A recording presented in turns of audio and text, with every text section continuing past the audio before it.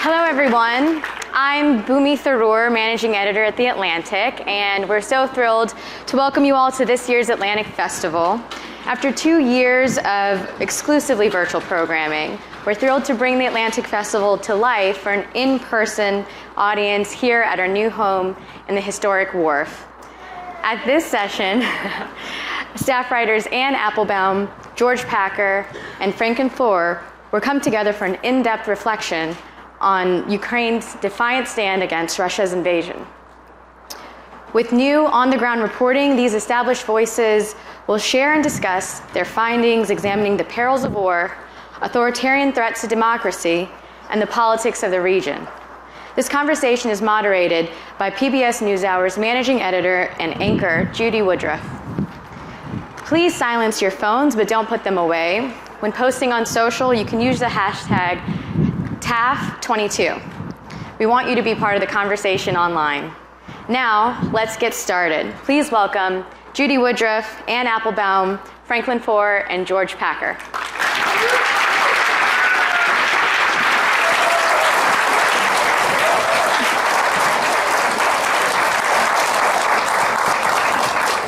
Thank you so much. It's such a privilege to be here on this gorgeous day and to talk about this very, very heavy subject that we are about to discuss. I'm just so, first of all, thank you to Jeffrey Goldberg for the invitation to join this august group. And I have to say how lucky I am to get to speak with these three extraordinary journalists who you couldn't have a better threesome to talk about what we're here to talk about. So you've all been to Ukraine, you know the country. Frank, your ancestors are from Ukraine. We'll talk about that in a minute. But Anne, I want to start with you because right now we are in this very interesting moment. Vladimir Putin is facing criticism not just from his allies abroad, from China, from India. He's facing criticism from within the country. We're watching this exodus of many young men who are trying to get out. And we're seeing this rushed referendum inside Ukraine. Does Vladimir Putin right now realize he badly miscalculated? What is going on in his mind? Is he any closer to thinking about negotiation and changing the course of this war? So first of all, thank you. I too am delighted to be here. I think it's the first Atlantic Festival I've been to. And also, obviously, since COVID, it's great to be back in person. I was in Ukraine about 10 days ago, which was a moment of genuine euphoria. For the first time, the Ukrainians were taking back territory. Unexpectedly, their troops were moving very fast across the northern part of the country. And one of the questions that kept coming up was, is this a real turning point? In other words, has something changed? Does it really matter that they've taken it back? And there was a kind of conversation among Western analysts about, this north, it doesn't really matter. It's not as important as other parts of the country. I think what we've seen in the last 48 hours is that it's become clear that this is a turning point in the sense that Putin, I think, suddenly saw that he could lose the war.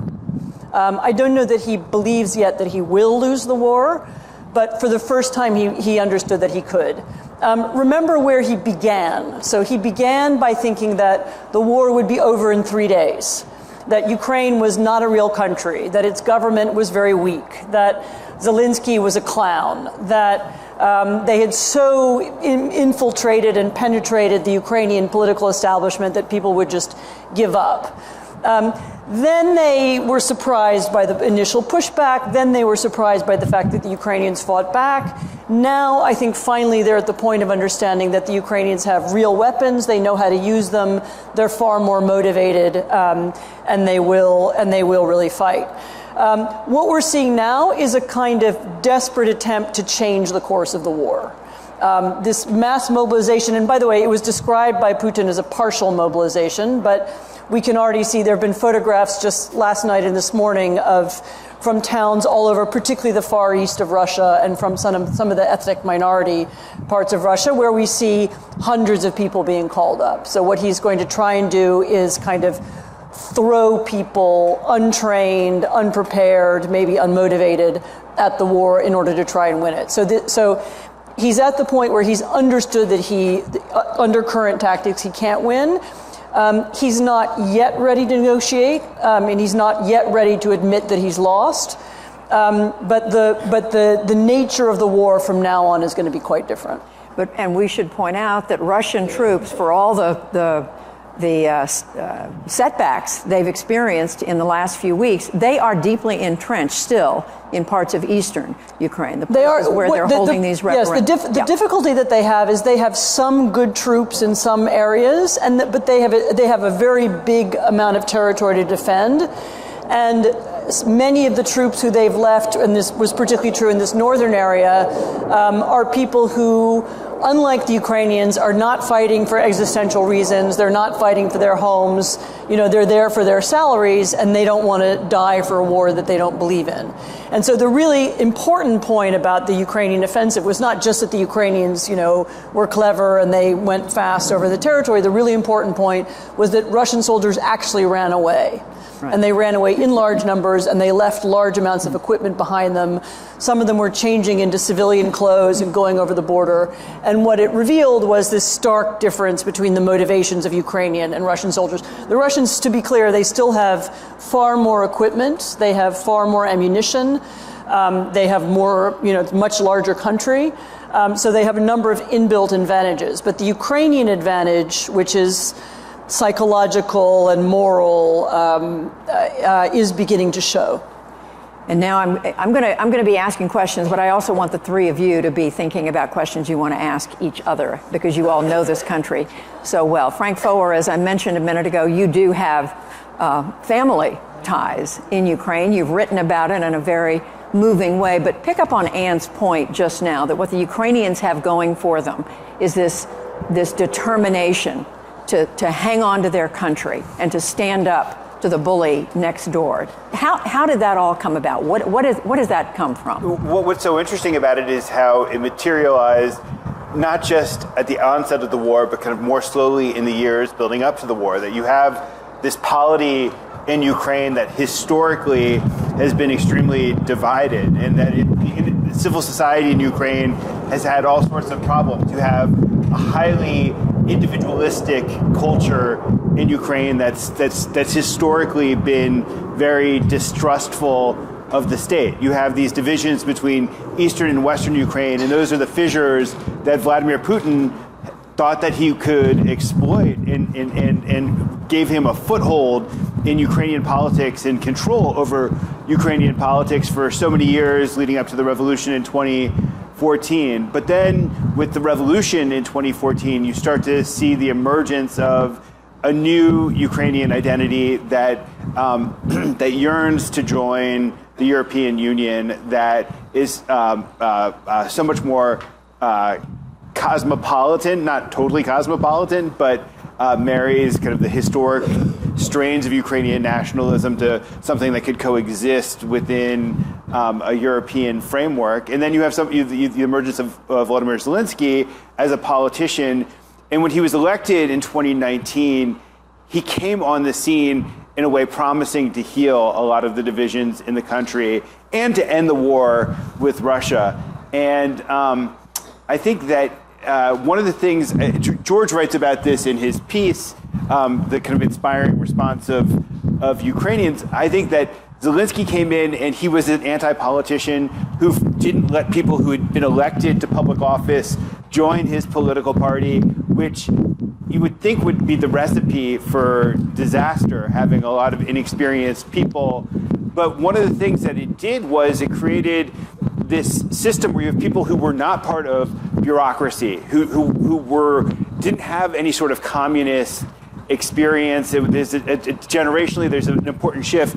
And you have a very decentralized society that's just performed kind of magnificently at assuming their own agency in the fight. And that's what I think that's another important strength that the Ukrainians have, which is that the Russian army is very command and control, and Ukrainian army, which we help to train, has a much more decentralized structure, so they're able to move much more nimbly. But I think that's happened in civil society as well. When you have, in these cities that have been attacked, people haven't been waiting for some authority in Kiev to tell them what to do. They've just done it.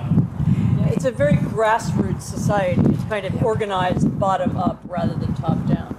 And George Packer, as Frank just said, I mean, you have just written about this. You've been to Ukraine trying to understand what it is about this country and this people that has gotten them to the place where they are. What would you add to what Frank said?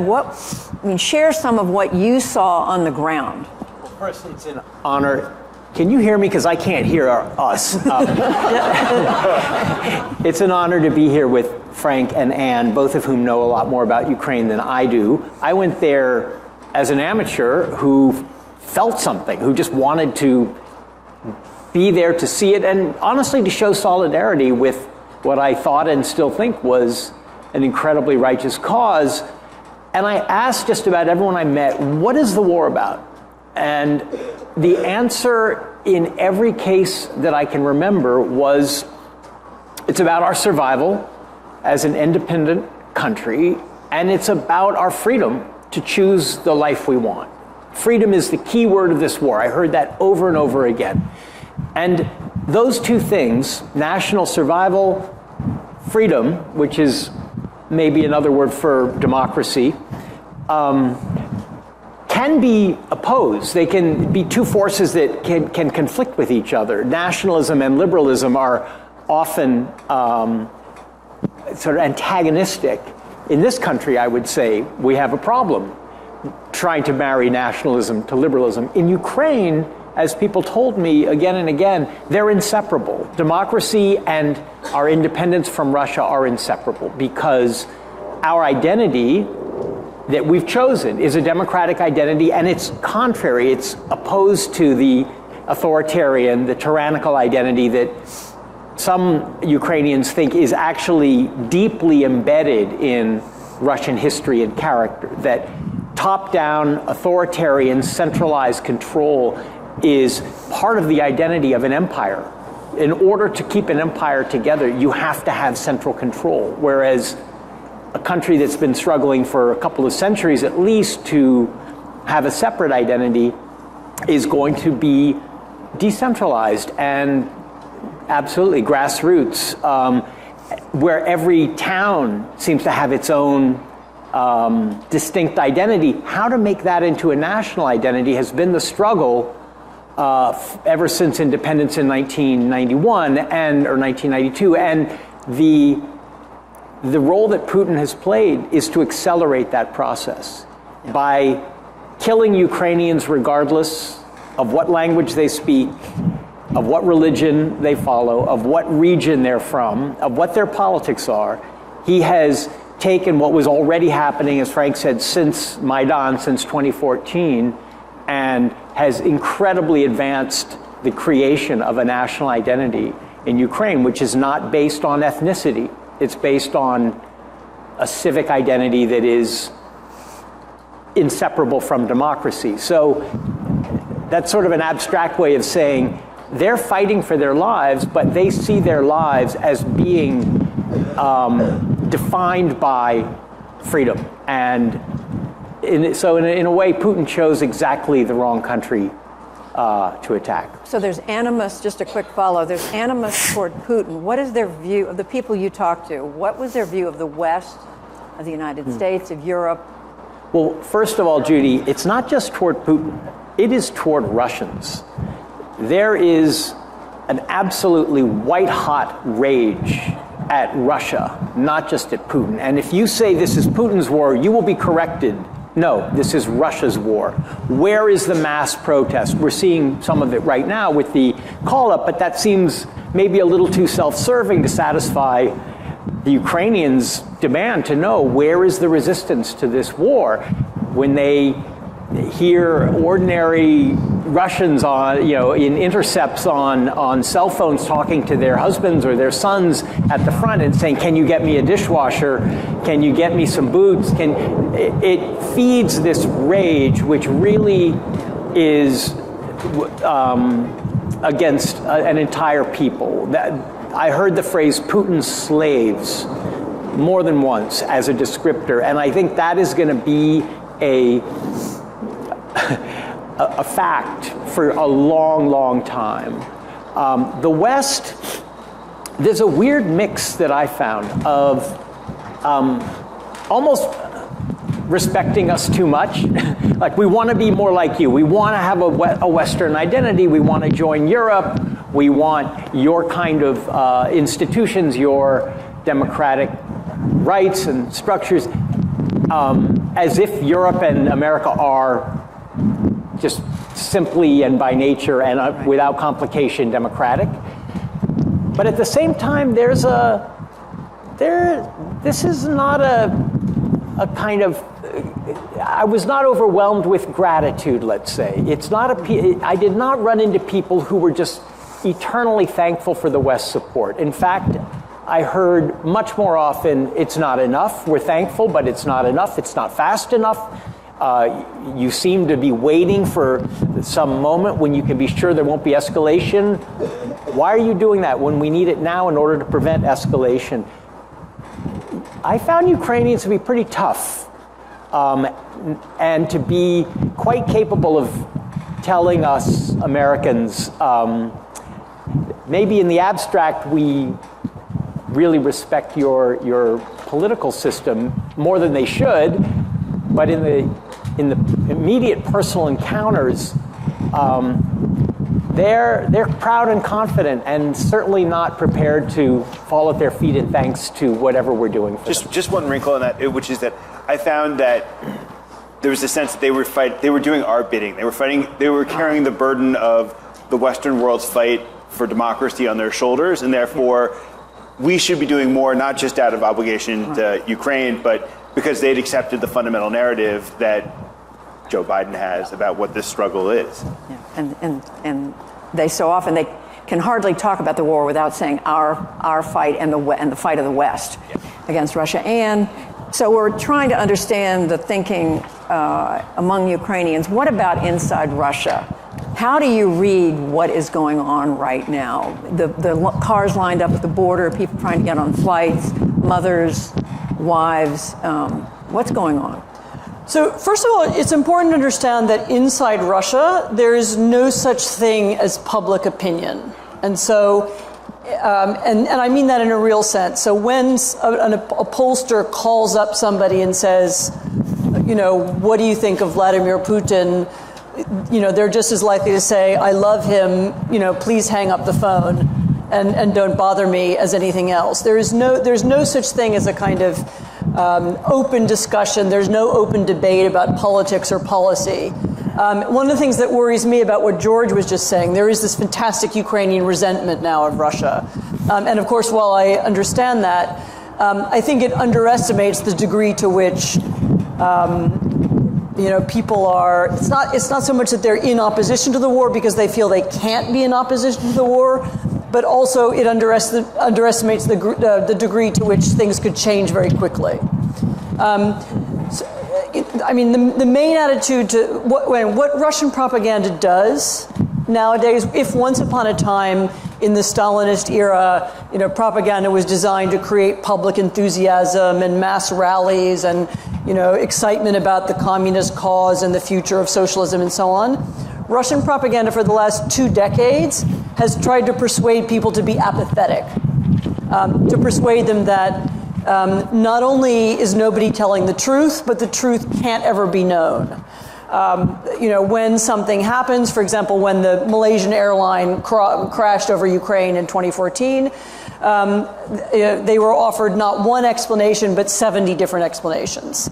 The impression is things are mysterious, we can't know anything, nothing is ever true, and we're never sure what it is. And also the public sphere is very complex, and we can't be part of it. So it's exactly the opposite of Ukraine in that sense. There's no civic activism, there's no engagement, there's no sense that we can be part of a national conversation. And as I say, that's why polling is kind of useless and pointless. What you are seeing now is, for the first time, the war beginning to affect people in a broader way.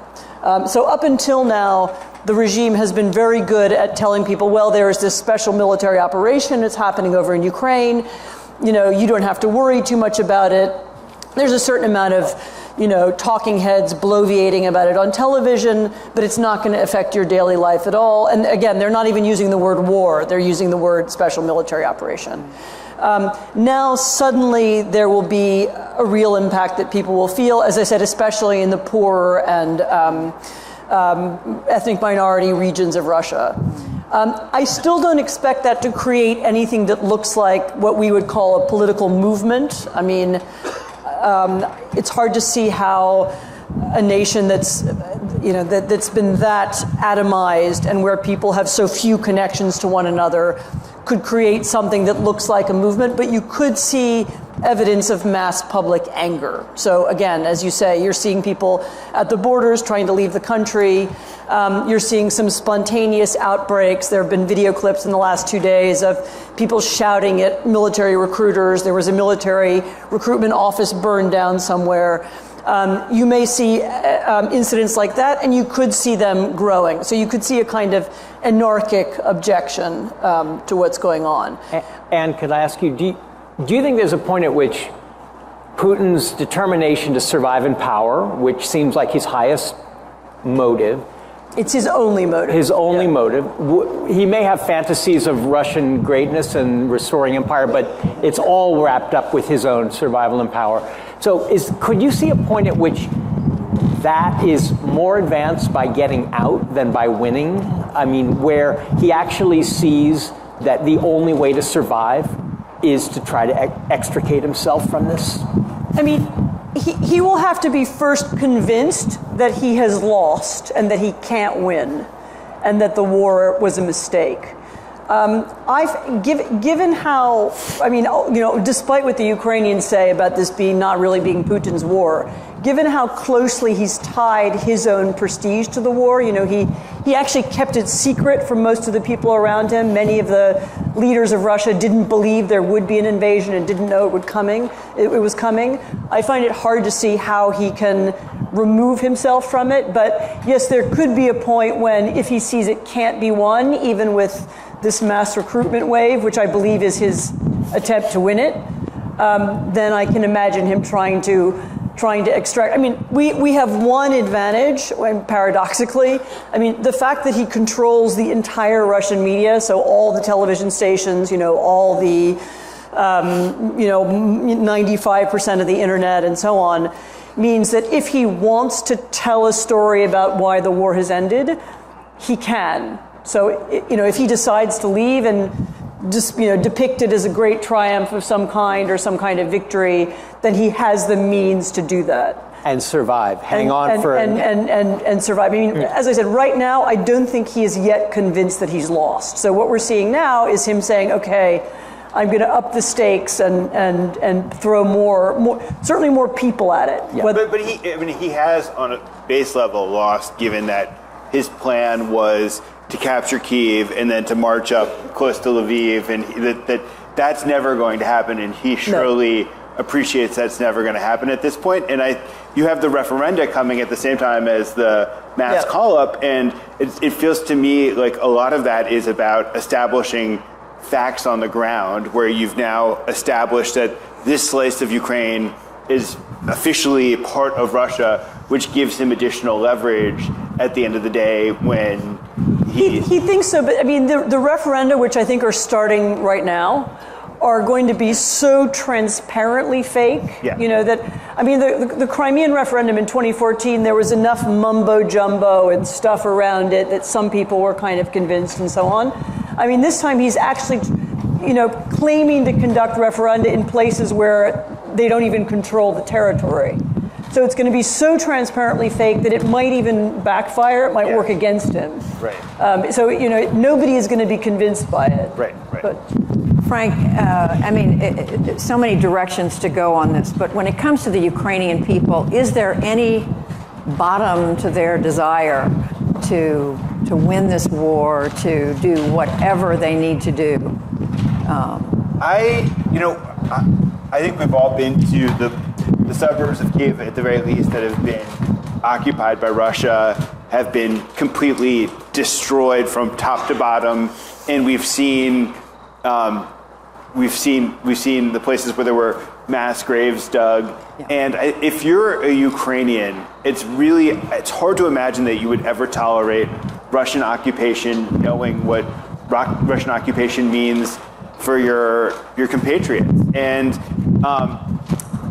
the genocidal aspect of this war, which is something that I think we in the West are a little bit uncomfortable talking about, because it triggers various things within our psyche and within international law and the like, is real. That the attempt in Crimea, we saw the evidence of this starting in 2014. Yeah. In Crimea, in the Donbass, there was Russification happened. There were population swaps that were happening. There were kidnappings. There was systematic torture. There was the systematic destruction of Ukrainian language and culture. And that's what's happening on a mass scale, using techniques that the Russians have tried and tested for years now. Since I wrote a book about the Russian occupation of Eastern Europe after the Second World War, and I have to say, watching some of what they're doing now, I mean, it's this incredible sense of deja vu. I mean, almost exactly the same tactics, almost the same language, almost the same, we're, using proxy forces, eliminating the textbooks, swapping out the school teachers. I mean, all that was done before. And the Ukrainians, and the other thing you have to remember about Ukraine when you talk about Ukrainian negotiations and so on, is that the Ukrainians have politics too. And there is no Ukrainian leader, whether it's Zelensky or somebody else, who is ever going to be able to say, goodbye to this land and goodbye to the people who live on it. And because it's people are too aware of what's happening. It's not just a war for territory, it's a war for the people who live in the territory, and everybody knows what's happening to them. George, you can't help but look at all this and begin to think from time to time, what does Europe look like? What does the world look like, depending on how this war turns out? What is Russia's relationship with the rest of the world? And ours. And the United States. I mean, where is NATO? I mean, NATO's been strengthened. It certainly looks like in the short run. Do you see that holding? I mean, what are some of the things you're thinking about as you think about the future? I mean, I think the simple version is, here come the Russians.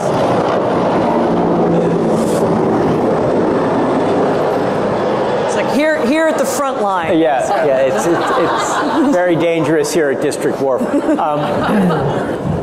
The simple version is NATO has been strengthened. It's been enlarged. There's now, an 800-mile border between NATO and Russia that wasn't there a few months ago.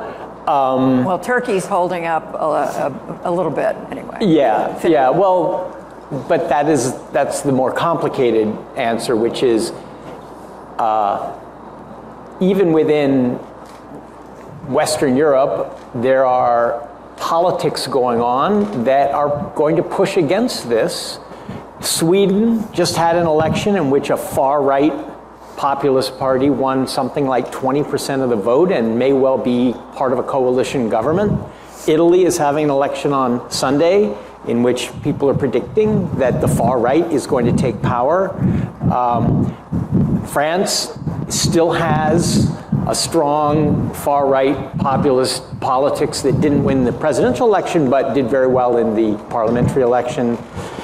So even as NATO strengthens and appears to be pretty solidly determined to call Russia's bluff on energy and other things, within each country in NATO, there are forces working against it. And here, if the Republicans win one or both houses of Congress in November, I read that Senator Chris Murphy is predicting that they will try to block aid to Ukraine. And if Donald Trump, God help us, is reelected in 2024, we will switch sides.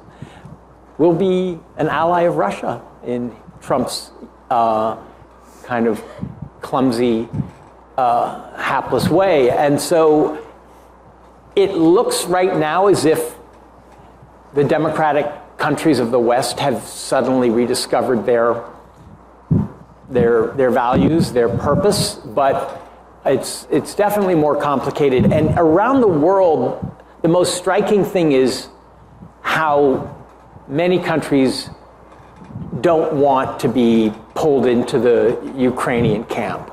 How the major democracies outside the West, India, Brazil, Indonesia, South Africa, are either trying to maintain neutrality or are actually appear to be willing to help Russia simply by buying oil and gas or other things, or arms. So it's a messy world, and it's in one way we truly are coming into a new Cold War in which democracy and autocracy are the defining camps. In another way, it's far more decentralized, messy, hard to understand as a binary than it was in the original Cold War. And this country, just a few months before Putin invaded Ukraine, had pretty much decided we're done with foreign entanglements. The fall of Kabul appeared to be the end of a 20-year period of interventionism. And within a few months, we are the main supplier, the main supporter of one side of a war, which appears to be a better formula than getting involved in civil wars in inhospitable places, which was what those 2 decades were like. So how does our foreign policy change as a result of this war? It's not clear to me. Does the public right now supports arming Ukraine by about 2/3, as far as I can remember from the latest polls, and it's Democrats and Republicans, more Democratic than Republican. Yeah. But it's the only issue that has bipartisan support in the ones that pollsters ask about. How long will that last, especially if MAGA Republicans come back into power? Frank, how do you read it? I mean, how long does it last? When I would talk to Ukrainians, and they would register some of the complaints that George was describing earlier, I'd say, you don't understand. Every American is paying more at the gas tank. There's actually a high degree of sacrifice that the American public, the European publics have made on behalf of this war. And it's kind of an incredible fact about a reminder of kind of what we are capable of as a society to be able to do something that is fundamentally, I mean, we have our interests, but it was also an act of solidarity and selflessness at the same time. And I think that the president has pretty much understood from the start that that's not an entirely sustainable proposition, that there comes a moment when publics will start to get exhausted. Maybe not throw up their hands exhausted, but everything becomes harder.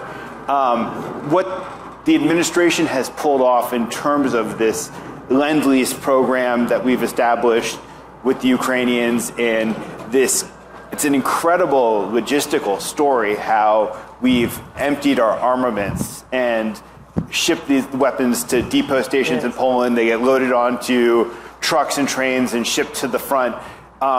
It's incredible, but there are hard limits on this. I mean,